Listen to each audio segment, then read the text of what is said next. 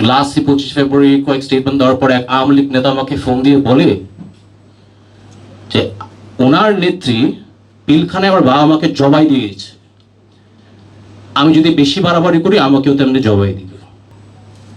পৃথিবীর ইতিহাসে আমার মনে হয় না কোনো ইভেন্ট হয়েছে যেখানে একটা সিটিং প্রধানমন্ত্রী একটা বিদেশি রাষ্ট্রের সাথে ষড়যন্ত্র করে বাংলাদেশের রাজধানীর বুকে 57 সেনা অফিসার হত্যা করে।